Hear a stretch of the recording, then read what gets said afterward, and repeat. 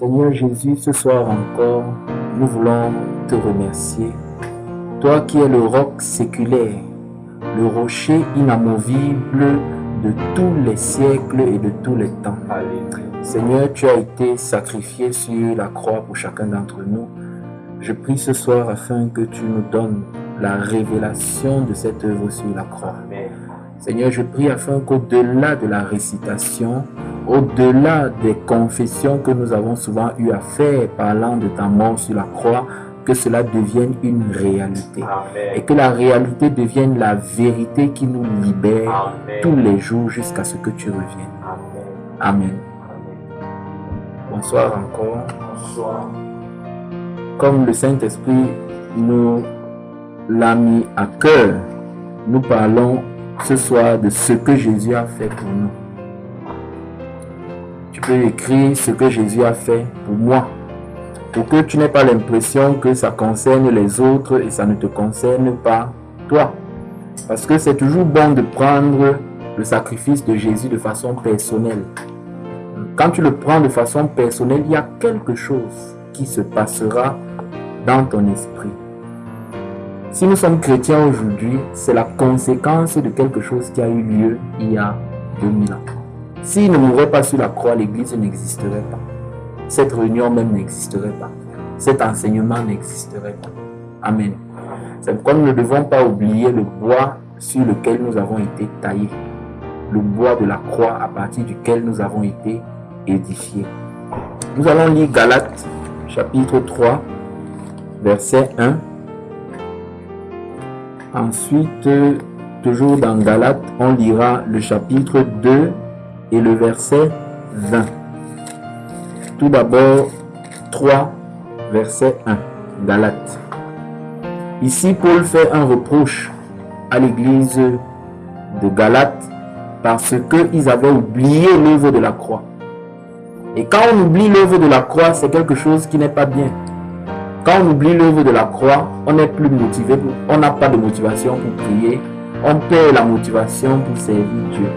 Mais quand le Seigneur nous rappelle ce qu'il a fait pour nous, alors ça nous donne une motivation supplémentaire. Il est écrit: ô Galates, dépourvus de sens, qui vous a fasciné, c'est-à-dire qui vous a trompé, qui vous a séduit, vous, aux yeux de qui Jésus-Christ a été peint comme crucifié. Le Saint-Esprit leur a offert au travers du ministère de Paul comme un tableau de Jésus et de Jésus crucifié. Et d'ailleurs, Paul n'avait pas autre chose à savoir dans la vie des chrétiens si ce n'est Jésus et Jésus-Christ crucifié. Donc, le reproche que le Seigneur peut faire aux chrétiens aujourd'hui à partir de ce verset, c'est que quand tu oublies Jésus crucifié, tu seras fasciné, tu seras séduit. Amen. L'Église de notre temps a oublié le crucifié. C'est pour ça que la séduction rentre facilement. Parce qu'on a oublié d'où nous venons. On a oublié ce sur quoi nous avons été fondés. Et maintenant, dans Galates 2, le verset 20, il dit: j'ai été crucifié avec Christ. Dans Galates 3:1 qu'on a lu, nous avons vu un danger. Le danger, c'est que quand on oublie que Jésus a été crucifié, on est facilement ouvert à la séduction, on est facilement ouvert à la tromperie et ouvert également au relâchement. Maintenant, je vais établir ici un principe à partir duquel nous allons évoluer dans cet exposé, ce que Jésus a fait pour moi, ce que Jésus a fait pour toi. Le principe est donné dans Galates 2, verset 20. Il s'agit d'un échange. Ça veut dire que ce que Jésus faisait sur la croix, c'était pour que toi, tu gagnes quelque chose en retour. Amen. À la croix, ce que Jésus a fait, c'était à ta place, c'était à ma place, c'était à notre place. Mais maintenant, aujourd'hui, il nous donne la possibilité de pouvoir bénéficier des avantages de la croix. Maintenant, Paul dit: j'ai été crucifié avec Christ. Maintenant, arrêtons-nous un peu là. J'ai été crucifié avec Christ. Comment ça? Quand Christ a été crucifié, Paul n'était même pas encore chrétien. Il n'était même pas là. Mais comment est-ce qu'il peut dire: j'ai été crucifié avec Christ? Parce que quand Christ est crucifié, tous les croyants ont été crucifiés. Dieu ne voyait pas simplement Jésus, mais Dieu voyait chacun d'entre nous. C'est pourquoi toi également, tu peux dire, j'ai été crucifié avec Christ. Parce que vous devez comprendre que c'est une œuvre qui a eu lieu une seule fois. Mais elle a des répercussions, puisque les gens qui croient aujourd'hui en Jésus, c'est à cause de ce qui a eu lieu sur la croix. Et elle aura des répercussions même dans l'éternité. Quand Jésus est crucifié, le Seigneur va nous permettre de voir ça. C'était chacun d'entre nous. Chaque acte qui a été posé par Jésus-Christ, du moment où on l'arrête jusqu'à ce qu'il meure, chaque acte, même à sa résurrection, son ascension dans le ciel, c'était à la place de chacun d'entre nous. Jésus, ce qu'il faisait, c'était pour que nous on gagne quelque chose de la vérité. Amen. Et cela coûte la révélation pour pouvoir comprendre ça en profondeur. Et ma prière, c'est que le Seigneur nous y conduise. Amen. Il dit, j'ai été crucifié avec Christ. Si je vis, maintenant je vis au présent, n'est-ce pas? Si je vis, ce n'est plus moi qui vis. Ce que Jésus a fait dans le passé, c'est pour déterminer ton présent. Amen. J'ai été crucifié avec Christ. Et si je vis, ce n'est plus moi qui vis. Puisque si j'ai été crucifié avec lui, ça suppose que moi aussi je suis mort. Et il dit, c'est Christ qui vit en moi. Si je vis maintenant dans la chair, de manière concrète, comment est-ce que Christ vit en nous? Il dit, je vis dans la foi au Fils de Dieu. Quand tu vis dans la foi au Fils de Dieu, le Fils de Dieu vit en toi. Il dit, demeurez en moi et je demeurerai en vous. Qui m'a aimé et qui s'est livré lui-même pour moi. Donc je veux te dire que tout ce que Jésus a fait, c'était pour toi. Amen. Amen. Paul n'est qu'un exemple. Lisons un autre passage dans 1 Timothée, chapitre, je crois le chapitre 1, le verset 15 à 16. Pour que vous compreniez bien que ce que Paul dit là, dans Galates 2, verset 20, chaque chrétien doit le dire. Parce que ce que Jésus a fait sur la croix, c'était pour chacun d'entre nous. Il y a des gens qui ne comprennent absolument rien, des personnes qui ont la religion dans la tête. Quand ils regardent le film où on est en train de tuer Jésus, ils disent ouais, le pauvre, que ouais, Asia, alors que Jésus a fait ça pour eux. Et ils voient comme si c'était un malheureux qui souffrait là-bas, alors que c'était à notre place. Qu'est-ce que Paul dit? Il dit, c'est une parole certaine et entièrement digne d'être reçue. C'est que Jésus-Christ est venu dans le monde pour sauver les pécheurs, dont je suis le premier. Maintenant, il dit, mais j'ai obtenu miséricorde afin que Jésus-Christ fit voir en moi le premier toute sa longanimité pour que je servisse d'exemple à qui? À ceux qui croiraient en lui pour la vie éternelle. Paul est l'exemple. Et nous tous, nous pouvons nous inspirer de cet exemple. Donc si Paul dit j'ai été crucifié, chaque chrétien peut dire j'ai été crucifié avec Christ. Et si je vis, ce n'est plus moi qui vis. Donc voilà la base avec laquelle nous allons évoluer. Galates 2, verset 20. C'est-à-dire ce que Jésus a fait dans le passé, c'était pour que je puisse gagner quelque chose présentement. Tout d'abord, si nous voulons parler de la mort de Jésus, Jésus n'est pas, quand il est venu sur terre, il n'est pas mort directement. Quand il est venu, il a pris une forme qu'il n'avait pas avant. Avant, il ne s'appelait pas Jésus. Il s'appelait le Fils de Dieu. Amen. Quand il est devenu homme, il a pris la forme humaine et on lui a donné un nom humain qui est Jésus. Mais ce n'était pas son nom avant. Mais aujourd'hui, c'est son nom pour l'éternité. Maintenant, le Fils de Dieu est devenu le Fils de l'homme. Afin que nous, les fils de l'homme, nous redevenions fils de Dieu. Voilà la première chose. Regardons Matthieu chapitre 13, versets 37 à 38. Chaque déclaration qu'on va faire, en fait cet exposé est fait de déclarations. Chaque déclaration que je vais faire sera soutenue par un verset biblique pour que nous ne parlions pas dans le vide ou en l'air. Il est écrit dans Matthieu 13, verset 37, celui qui sème la bonne semence, c'est le Fils de l'homme. Jésus est venu semer sa vie. Vous voyez, il est venu semer sa vie afin de récolter des fils pour Dieu.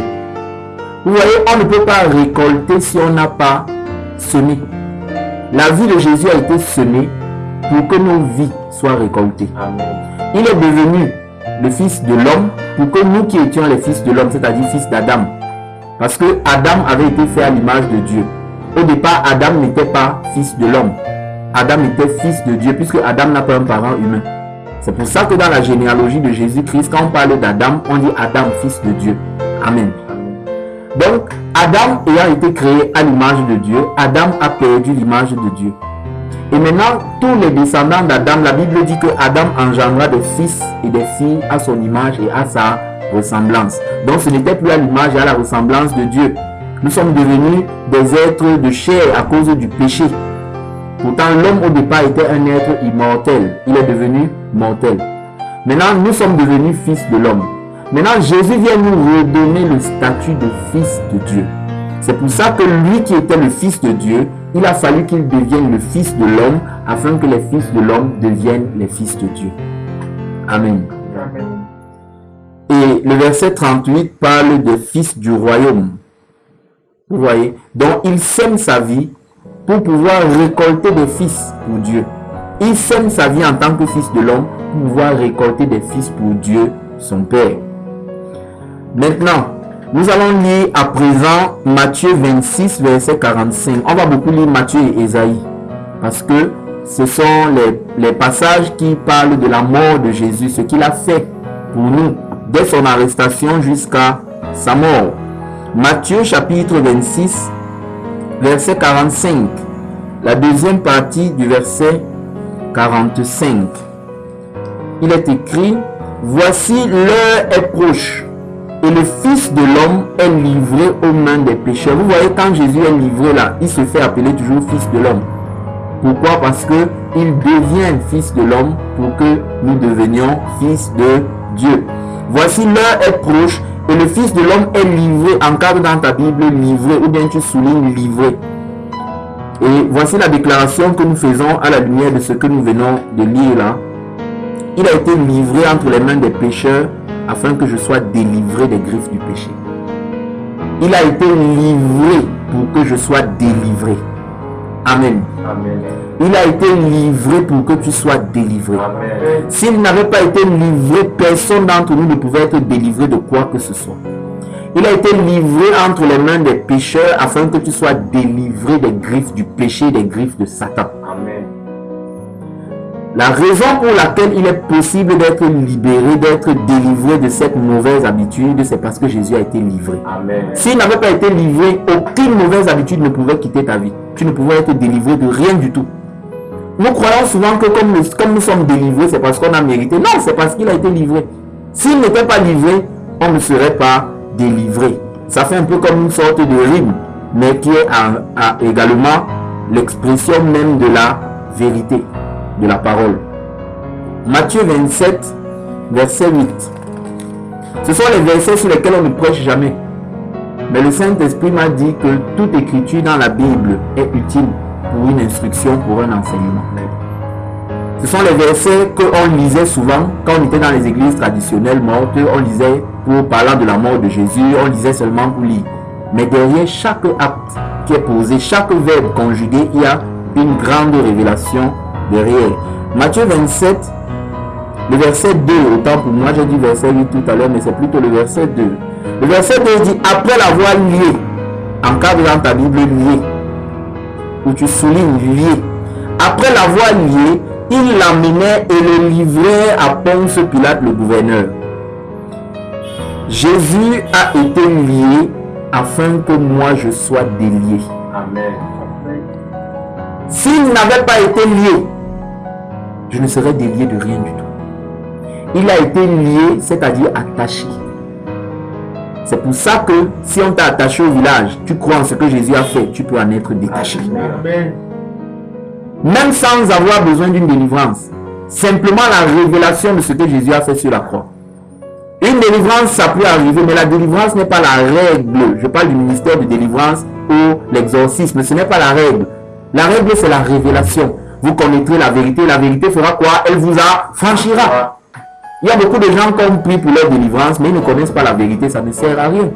Nous ne disons pas que le ministère de délivrance n'a pas sa place, mais ce n'est pas ça la chose première. Parce que la chose première, c'est d'abord la parole, c'est l'œuvre de Jésus sur la croix. Donc il a été lié pour que tu sois délié. Si tu as la révélation que Jésus a été lié, alors la révélation va apporter une autre révélation selon laquelle s'il a été lié, alors je peux être délié de cette mauvaise habitude. Je peux être délié de ce péché. Je peux être délié de cette malédiction. Amen. Vous voyez, tout a pour base ce que Jésus a fait. Vous voyez, quand parfois on met trop l'accent sur la délivrance, ça donne plutôt la gloire à ce qu'un pasteur a fait et non à ce que Jésus a fait sur la croix. En fait, tout ce qu'on doit faire dans l'église, c'est récolter ce qu'il a semé par sa vie. Amen. Vous comprenez? Pour qu'un homme ne prenne pas la gloire, pour que personne ne dise c'est moi qui t'ai délivré ou c'est moi qui t'ai fait ceci ou cela. Maintenant, il y a un passage dans Isaïe 63 où le Seigneur Jésus dit que c'est lui seul qui a le pouvoir de délivrer. Lui seul. Il a le pouvoir de délivrer. Et encore là, il y a encore une autre révélation. Isaïe 63, verset 1, la deuxième partie. Mais nous commencerons au début. Qui est celui-ci qui vient d'Édom, de Botsra, en vêtements rouges? Les vêtements rouges, c'est son sang qui a coulé. En habit éclatant, et se redressant avec fierté dans la plénitude de sa force. Maintenant, c'est le Seigneur Jésus qui commence à parler ici. Il dit, c'est moi qui ai promis le salut et qui ai le pouvoir de délivrer. Amen. Amen. Il dit, c'est moi qui ai promis le salut et qui ai le pouvoir de délivrer. Maintenant, celui qui a le pouvoir de délivrer a été livré au pouvoir des pécheurs pour que tu sois délivré du pouvoir de Satan. Amen. Je vais le dire encore. Celui qui a le pouvoir de délivrer a été livré au pouvoir des pécheurs afin que tu sois délivré du pouvoir de Satan. Pouvoir. Il n'a pas utilisé son pouvoir lorsqu'il a été livré. C'est parce qu'il devait utiliser son pouvoir lorsque tu devais être délivré. Amen. Alléluia. Amen. Lorsqu'on l'a attaché, il n'a pas utilisé son pouvoir. Pourtant, il était plein de pouvoir. C'est pour ça que quand on a demandé qui est Jésus de Nazareth parmi vous le soir où on est venu l'arrêter, il a dit c'est moi. Il y a une onction terrible qui est sortie. Ils sont tombés tous. Parce qu'il était plein de pouvoir. Mais il n'a pas utilisé ses pouvoirs. Il a refusé d'utiliser son pouvoir lorsqu'il a été livré pour que ce pouvoir-là soit utilisé lorsque toi tu devais être délivré. Amen. Jésus n'a jamais fait de miracle pour lui-même. L'homme qui a multiplié le pain, l'homme qui a transformé l'eau en vin sur la croix, il avait soif. Pourtant, il avait toujours le pouvoir pour pouvoir faire ces miracles-là. Et donc, c'est lui qui seul a le pouvoir de délivrer. Et nous voyons également que le Seigneur Jésus avait été accusé ce soir-là, quand on l'a arrêté.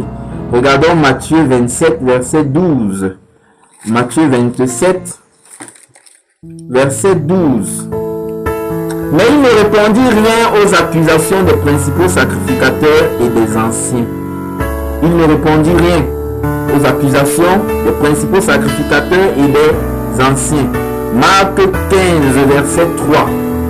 Marc 15, 3 nous donne un autre détail que Matthieu n'a pas donné par rapport aux accusations. Les principaux sacrificateurs portaient contre lui plusieurs accusations. Il y a des gens qui disaient, oh, c'est pas le pouvoir de Satan qui chasse les démons. Les autres disaient, oh, il a dit qu'il va détruire le temple. Oh, ceci, cela, ceci. Jésus a été accusé de tellement de choses. La Bible dit que les témoignages là ne concordaient pas parce que les choses que les gens disaient n'étaient pas vraies. Maintenant, il a été accusé de façon injuste afin que je sois acquitté et déclaré juste par le Père Céleste. Normalement, c'est nous qui devions être accusés. Mais lui, il a été accusé à notre place. Il a été accusé à ta place. Et il a été accusé de façon injuste. Parce que toi, tu devais être accusé de façon juste. Parce que c'est toi qui méritais ces accusations. Il n'avait rien fait. Nous, on avait tout fait. On était coupables. Et il a été accusé de façon injuste pour que toi, tu ne sois plus accusé par Satan, mais que tu sois acquitté par Dieu le Père. Amen. Acquitté veut dire que la personne, s'il est au tribunal, on déclare qu'il n'est plus condamnable. Et par conséquent, il est libre. Amen. Amen. C'est ce que Jésus a fait pour nous. Maintenant, il a également été condamné à mort. Regardons cela dans Matthieu 20, verset 18. Dans Matthieu 20, verset 18, le Seigneur Jésus il prophétisait sa condamnation. Ce n'était pas encore arrivé, mais il disait déjà à l'avance à ses disciples ce qui devait arriver. Matthieu chapitre 20, verset 18. Voici nous montons à Jérusalem, et le Fils de l'homme sera livré aux principaux sacrificateurs et aux scribes. Ils le condamneront à mort. Il a été condamné à mort afin que je sois condamné à vivre éternellement. Vous voyez cela? Il a été condamné à mort pour que toi tu sois condamné à vivre éternellement. Chaque chose qu'il a reçue. Quand il a été condamné à mort, les gens disent crucifie-le, crucifie-le, crucifie-le. C'était pour que Dieu déclare sur ta vie, vie éternellement, vie éternellement, vie éternellement. Amen. Amen. Vous voyez cela? Chaque chose que Jésus a fait, c'était pour que tu gagnes un bénéfice là-dedans. Et puis, le Seigneur Jésus a également été humilié. Lisons cela dans Ésaïe 53, verset 4. Ésaïe 53, verset 4. Ésaïe a donné les détails des souffrances du Seigneur. Dieu a pris le soin de donner les détails 700 ans avant que ça n'arrive. Matthieu ne vous donne pas les détails. Marc ne vous donne pas les détails. Luc ne vous donne pas les détails. Luc va vous dire, tous les évangiles vont seulement vous dire qu'on l'a crucifié. On ne vous dit pas comment. Mais par contre, Ésaïe va nous donner les détails. Depuis même son arrestation jusqu'à sa mort. Ésaïe 53. Ce sont nos considérés comme punis, humiliés.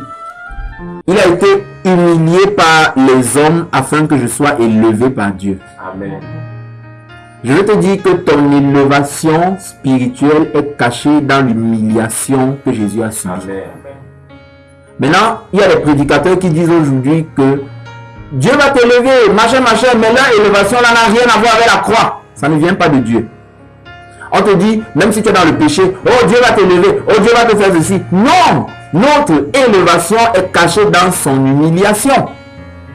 Donc si on veut me parler de mon élévation, il faut qu'on me parle de l'humiliation de Jésus-Christ. Parce qu'il a été rabaissé pour que tu sois élevé. Amen. Donc le contraire de l'élévation, c'est l'humiliation. Il a été humilié par qui? Par les hommes. Pour que toi tu sois élevé par qui? Par Dieu. Et aussi, Philippiens chapitre 2, verset 7, toujours parlant de son humiliation, Philippiens 2, verset 7, mais il s'est dépouillé lui-même. Il s'est dépouillé. Dépouillé veut dire qu'il a enlevé sa gloire. Vous voyez, il a été dépouillé. Le contraire de dépouiller, c'est revêtir.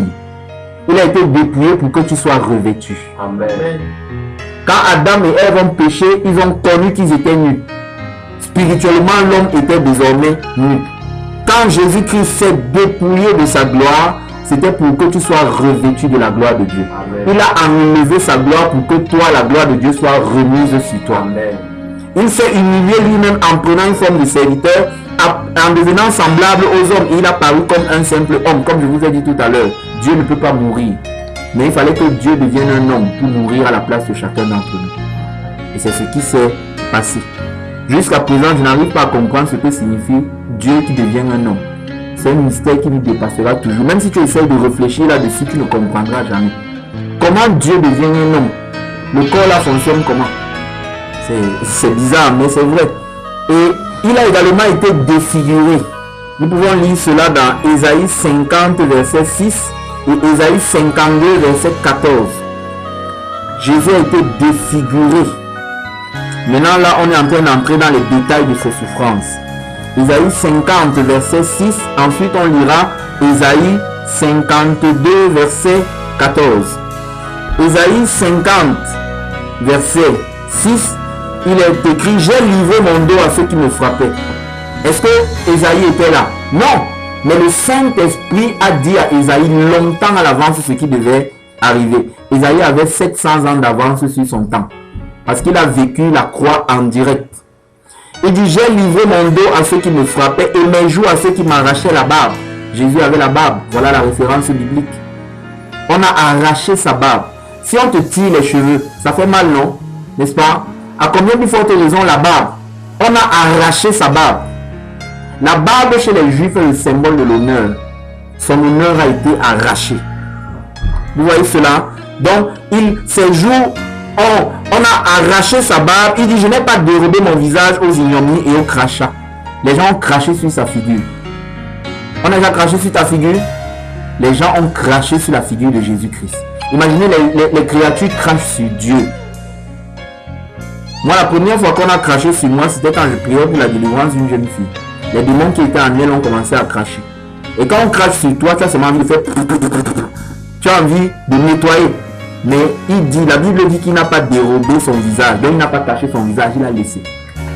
On a craché sur lui. Donc il y avait la mauvaise sur son visage. Il y avait tellement de choses sur sa face. Il a été défiguré pour une raison. C'était pour que tu sois transfiguré. Amen. Amen. Il a été défiguré physiquement pour que tu sois transfiguré spirituellement. Et le chapitre 52, verset 12 nous donne encore des détails. De même, il a été pour plusieurs un sujet de froid. Ça veut dire que quand les gens le regardaient, ça donnait la chair de poule. C'est un peu comme quand la justice populaire attrape les bandits, on les tue. Quand tu viens voir comment on abat un être humain comme ça donne la chair de poule. Quand les gens l'ont regardé, ils avaient le froid, ils avaient peur. La Bible dit tant son visage était défiguré. Imagine quelqu'un que tu connais sa face et on l'a défiguré, tu vois sa face, la réaction que ça va produire en toi. Son visage était tellement défiguré. Jésus était devenu comme un boxeur. Si vous avez déjà vu les combats de boxe, le visage des boxeurs est boursouflé. Amen. Amen. Jésus avait des bosses partout sur la figure. Il était méconnaissable. Ses yeux physiques ont été fermés afin que tes yeux spirituels soient ouverts. Amen.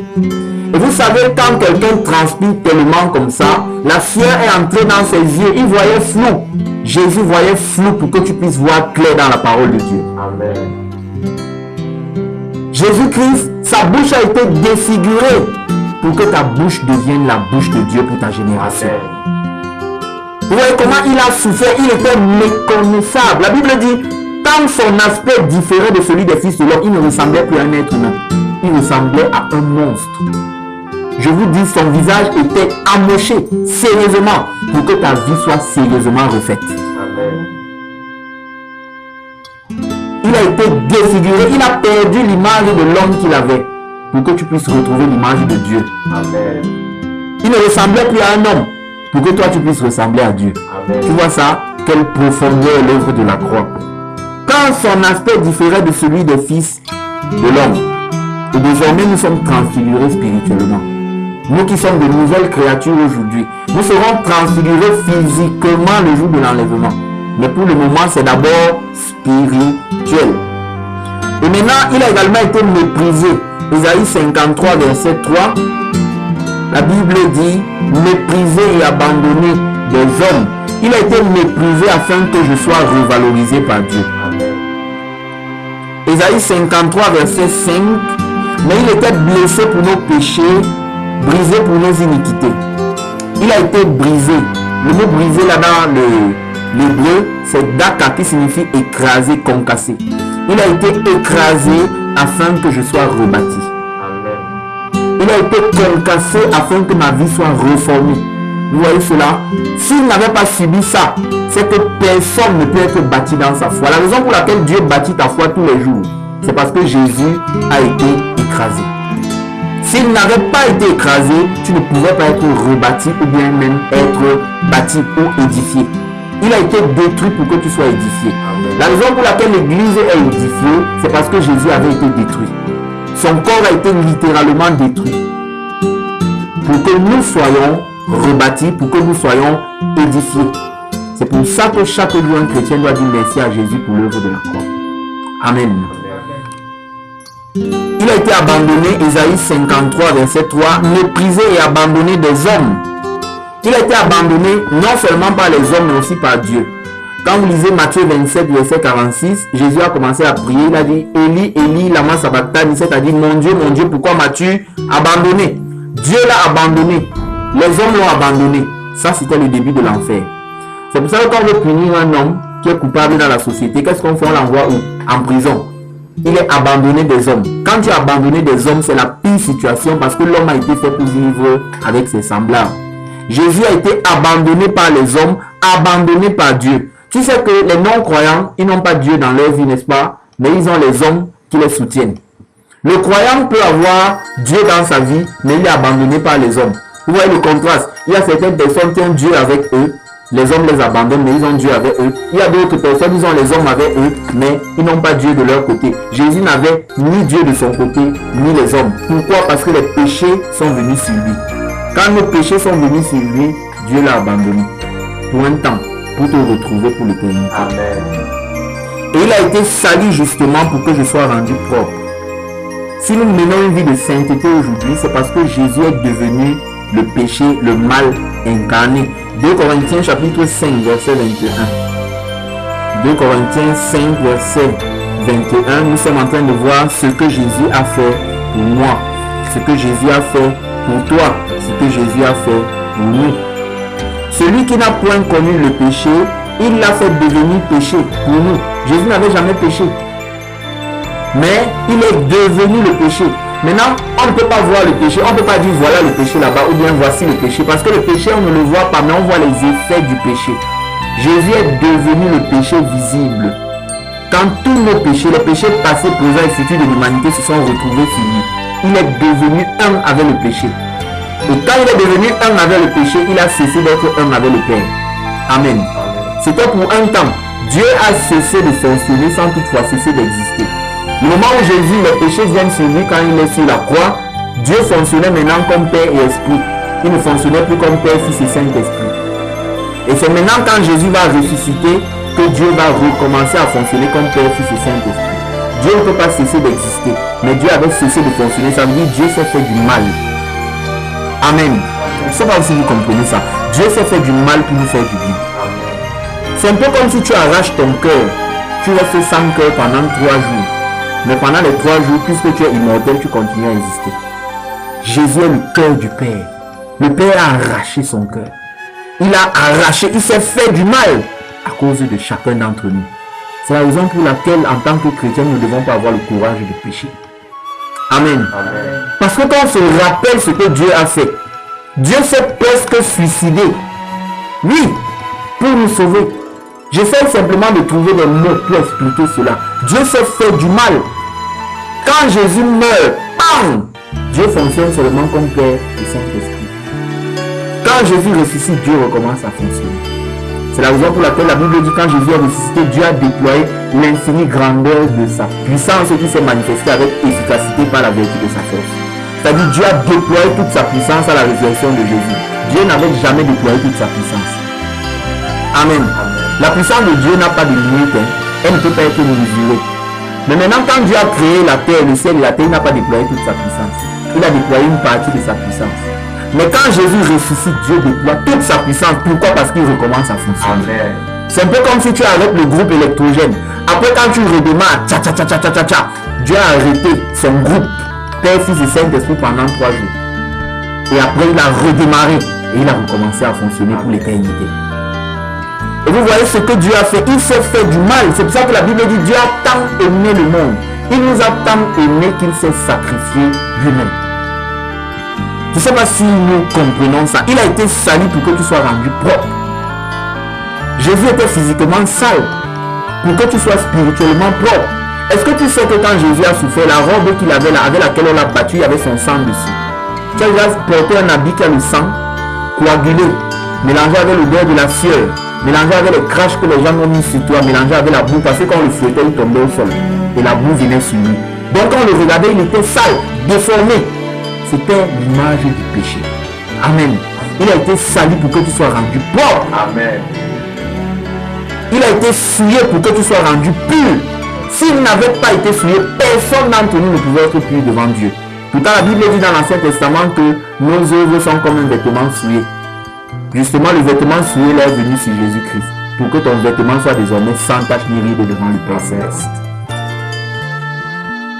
Et il a été profané afin que je sois proclamé sauvé. Quand on parle de profanation, c'est quand on détruit quelque chose qui était sacré. C'est ça qu'on appelle la profanation. Lisons cela dans le psaume 89, verset 40. Je vous ai dit, chaque déclaration que nous faisons, elle est soutenue par un verset biblique. Psaume 89, verset 40, les psaumes parlent beaucoup de la mort de Jésus sur la croix. Beaucoup de ses souffrances. Psaume 89, verset 40, la Bible dit, verset 39 à 40. Il est écrit, et pourtant tu as rejeté, tu as repoussé, tu t'es irrité contre ton loin. Quel est loin de l'Éternel? C'est Christ. Loin veut dire Christ. En hébreu, c'est Mashiach. Ça veut dire le Messie. Donc Dieu s'est irrité contre son Messie. Normalement, Dieu était irrité contre les pécheurs. Mais quand les péchés sont venus sur loin de Dieu, Dieu s'est irrité contre son loin. Dieu l'a rejeté pour que tu sois retrouvé. Dieu l'a repoussé pour que tu sois attiré. Si Dieu n'avait pas repoussé Jésus pour un temps, tu ne serais jamais attiré vers Dieu. Jamais. Si tu es attiré aujourd'hui vers la parole de Dieu, attiré aujourd'hui par la prière, attiré par la présence du Seigneur, c'est parce que Jésus a été repoussé pour un temps. Et maintenant le verset 40 dit, tu as dédaigné l'alliance avec ton serviteur. Le serviteur du Père a toujours été le Fils. Maintenant, Dieu a une alliance avec Jésus qui est présentée dans Psaume 2, verset 7. L'alliance que Dieu a avec Jésus, c'est laquelle? C'est l'alliance selon laquelle tu es mon fils qui t'est engendré aujourd'hui. Et il dit, je serai pour lui un père, il sera pour moi un fils. Donc l'alliance qu'ils ont, c'est quand le monde n'avait pas encore été créé. Dans cette alliance, Dieu lui dit, je suis ton père, et Jésus dit, j'accepte d'être ton fils. Et dans cette alliance-là, c'est une alliance qui n'avait ni commencement, ni fin. Et maintenant, la Bible dit que Dieu a dédaigné cette alliance. Ça veut dire, pour te sauver, Dieu a mis de côté l'alliance qu'il avait avec Jésus. Pour établir une nouvelle alliance qui sera cette fois-ci éternelle avec l'humanité. Parce que Dieu était en alliance avec Dieu. Le Père était en alliance avec le Fils. Mais maintenant, quand le Fils meurt sur la croix pour les hommes, Dieu ouvre une alliance éternelle avec l'humanité. L'alliance avec Abraham n'était pas éternelle. L'alliance avec Noé n'était pas éternelle. Mais l'alliance que Jésus a inaugurée, c'est pour ça qu'il a dit que ceci est le sang de la nouvelle alliance qui est répandu pour le pardon des péchés de plusieurs. C'est-à-dire qui? Toi et moi. Maintenant, Dieu a dédaigné son alliance. Dieu l'a abattu pour que toi tu sois relevé. Dieu l'a profané. Dieu a profané sa couronne pour que toi tu puisses être proclamé enfant de Dieu. Amen. Il a été une profanation qui cache une proclamation. La profanation de Jésus est pour ta proclamation aux yeux de Dieu. Maintenant, il a été sur la croix afin que tu sois sur le trône de Dieu. Si Jésus ne passait pas sur la croix, c'est que personne ne peut s'asseoir sur le trône de Dieu dans le ciel. La référence biblique, c'est dans Apocalypse 3, verset 21. Tu sais, au village, on ne s'assoit pas sur la chaise du grand-père, mais au ciel, on s'asseyera sur la chaise du Père. C'est notre place à nous tous. Maintenant, il est écrit, celui qui vaincra, je le ferai asseoir avec moi sur mon trône, comme moi j'ai vaincu. Il a vaincu où? Sur la croix. Et je me suis assis avec mon Père sur son trône. Donc il a été sur la croix afin qu'un jour tu sois sur le trône de Dieu. Amen. Tu ne seras pas à côté, tu seras sur le trône de Dieu. C'est pour ça que Ephésiens 2 verset 6 nous dit que Dieu l'a ressuscité avec nous, ensemble. Il nous a ressuscité ensemble afin de nous faire asseoir ensemble à sa droite dans les lieux célestes. Maintenant, Jésus a été massacré afin que je sois consacré par Dieu. Il a été massacré par les hommes afin que je sois consacré par Dieu. Apocalypse 5, verset 9 à 10. Il a été massacré par les hommes afin que tu sois consacré par Dieu. Apocalypse 5, verset 9 à 10. Il chantait un cantique nouveau en disant, tu es digne de prendre le livre et d'en ouvrir les sceaux, car tu as été immolé. Immolé veut dire massacré. Amen. Il a été massacré. Tu as racheté pour Dieu par ton sang des hommes de toute tribu, de toute langue, de tout peuple et de toute nation. Donc voilà, la Bible nous montre au verset 9 comment il a été massacré, n'est-ce pas? Maintenant, le verset 10 montre comment nous on a été consacrés à cause de son massacre. Il est écrit, tu as fait d'eux des rois et des sacrificateurs pour notre Dieu et ils régneront sur la terre. Donc, dans l'Ancien Testament, on consacrait pour le service de Dieu les rois. On consacrait également les sacrificateurs. On ne consacrait pas les prophètes. On consacrait uniquement les rois et les sacrificateurs. Mais maintenant, pour que nous soyons consacrés, rois et sacrificateurs, Jésus a dû être massacré pour cela. On les consacré avec le sang et avec l'huile. Nous sommes consacrés grâce à l'œuvre de la croix et à la touche du Saint-Esprit. Le sang qu'on consacrait les gens avec dans l'Ancien Testament, c'était une image du sang de Jésus qui devait nous consacrer pour le service de Dieu. Et l'huile avec laquelle on mettait sur eux pour le service de Dieu, c'était une image de l'onction du Saint-Esprit. Donc désormais, nous sommes consacrés à Dieu. On n'a pas besoin de passer par une école biblique pour être consacré. Amen. On n'a pas besoin de passer par une cérémonie où les hommes viennent t'imposer les mains pour dire que nous te consacrons pour le service de Dieu. Non, nous avons été consacrés parce qu'il a été massacré. À cause de son massacre, nous sommes consacrés, comme la parole nous le dit. Il a également été mis à mort pour un temps afin que tu sois promis à vivre éternellement. Amen. Romains, la référence est Romains 6, verset 4 à 5. Il a été mis à mort pour un temps afin que je sois promis à vivre éternellement. Et une dernière déclaration que nous allons faire avant de conclure. Il est descendu aux enfers afin que je puisse monter dans les cieux. Amen. Il est descendu aux enfers. Maintenant, pourquoi je dis aux enfers, je parle des cieux. Il y a plusieurs enfers dans l'enfer. Et il y a plusieurs cieux dans le ciel. C'est pour ça que quand la Bible parle des cieux, on dit Dieu créa le ciel et la terre. On dit créa les cieux. Les cieux, c'est plusieurs ciels. Donc le pluriel du ciel, c'est les cieux. Vous voyez, parce qu'il y a un premier ciel qui est l'atmosphère qu'on voit, où on voit les nuages là. Il y a un deuxième ciel qui est l'endroit où il y a les autres planètes et les étoiles. C'est ça qu'on voit la nuit généralement. Quand on voit les étoiles là. Il y a un troisième ciel, là où il y a la Nouvelle Jérusalem. Donc, il y a les cieux. Donc, Jésus est descendu aux enfers afin que tu puisses monter dans les cieux. Maintenant, en enfer, il y a plusieurs enfers là-bas. Parce qu'il y a des degrés de condamnation, de souffrance pour les gens en enfer. Il y a différentes prisons.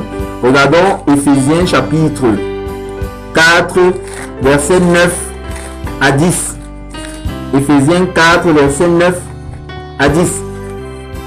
Il est écrit, que signifie il est monté, sinon qu'il est descendu, il est aussi descendu dans les régions inférieures de la terre. Les régions inférieures de la terre, c'est l'enfer.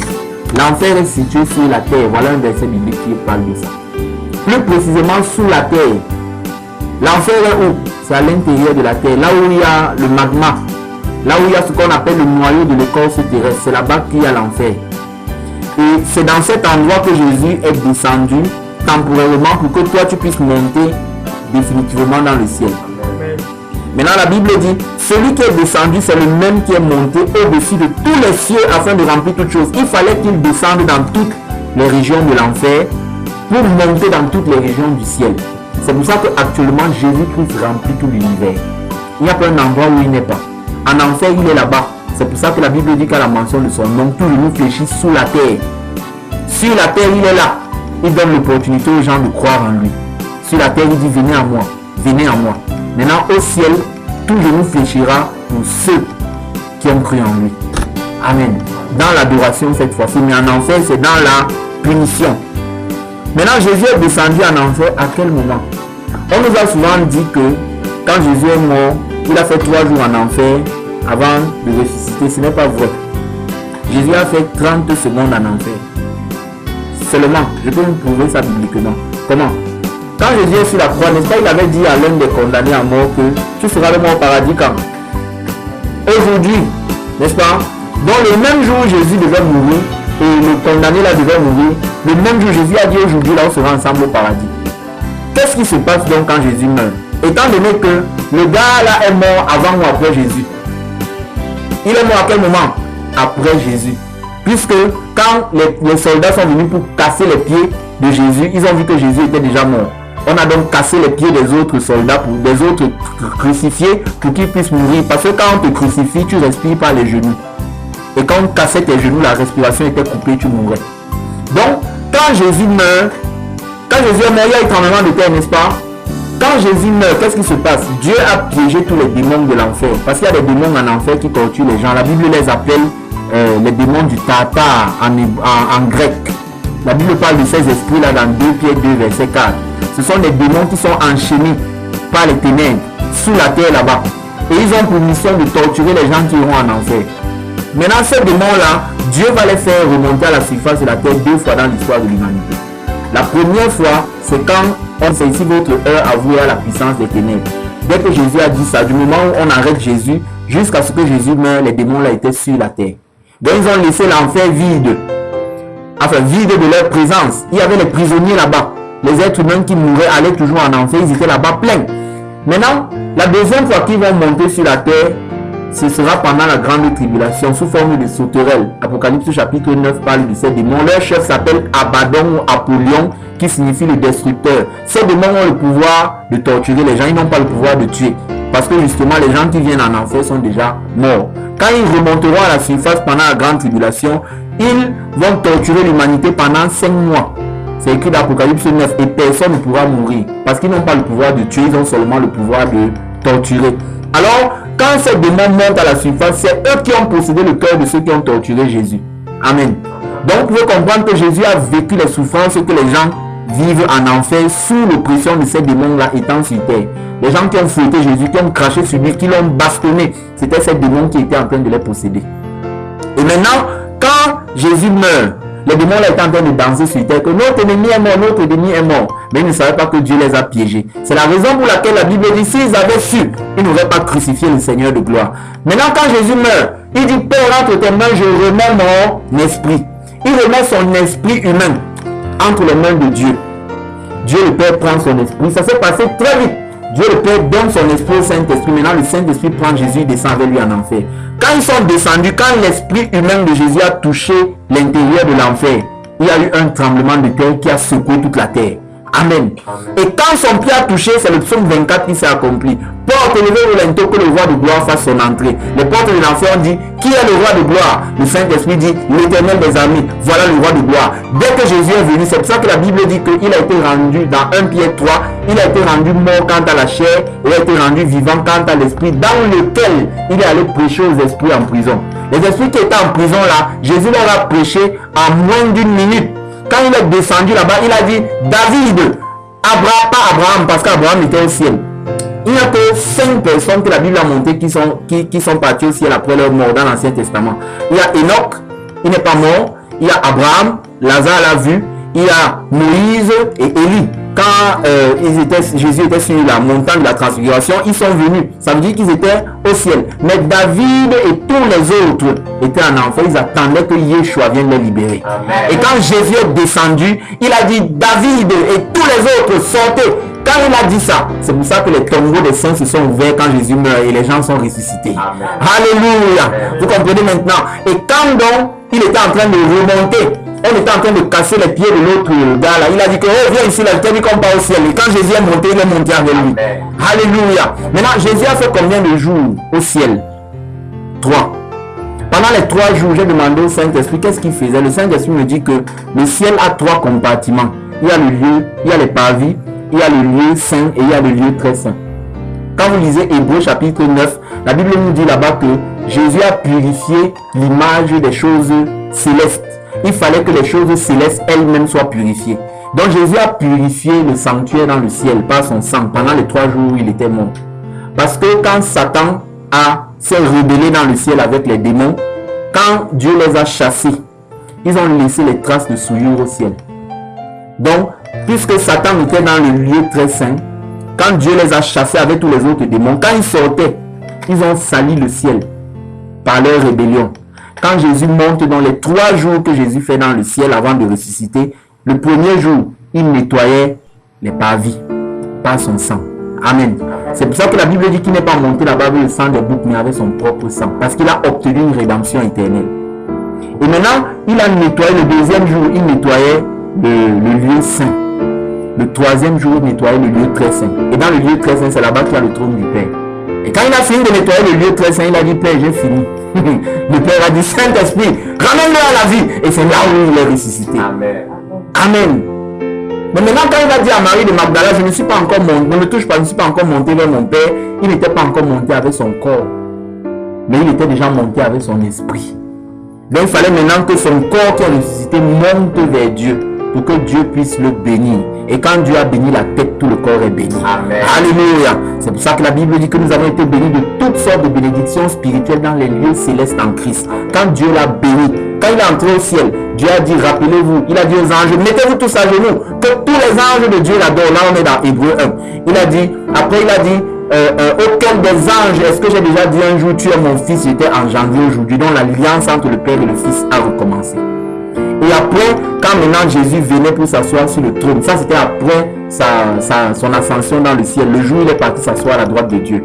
Et c'est là où Dieu a dit que tous les anges de Dieu l'adorent. Tous les anges se sont mis à genoux pour commencer à adorer l'agneau de Dieu. Et quand il s'est assis sur le trône, le Père l'a regardé. Le Père lui a dit, ton trône, oh Dieu, est éternel. Alléluia. Le Père lui a remis le sceptre en main. Il a dit, le sceptre de ton règne est un sceptre d'équité. Le sceptre, c'est le bâton de commandement du roi. Il a remis ça entre les mains de Jésus. Et il a dit, c'est pourquoi, oh Dieu, il dit à Jésus, oh Dieu, moi, ton Dieu, je t'ai oint. Et après, il dit d'une huile de joie au-dessus de tes collègues humains qui croiront en toi. Et après, il a dit, toi Seigneur, au commencement, tu as fondé le ciel et la terre, sont l'ouvrage de tes mains. Le Père dit à Jésus qu'il est créateur. Jésus dit Amen. Donc Dieu parle avec Dieu en présence de Dieu. Et quand il a fini de dire tout ça, les anges ont commencé à adorer au ciel. Et maintenant qu'il est assis sur le trône, il attend le dernier ennemi qui sera mis sous ses pieds. Et le dernier ennemi qui sera mis sous ses pieds, c'est la mort. Et ce sera le jour où il viendra nous chercher. Amen. Et vous voyez, voilà ce que le Seigneur Jésus a fait pour nous. Et quand on se souvient de cela, ça nous donne de l'espoir pour notre vie chrétienne.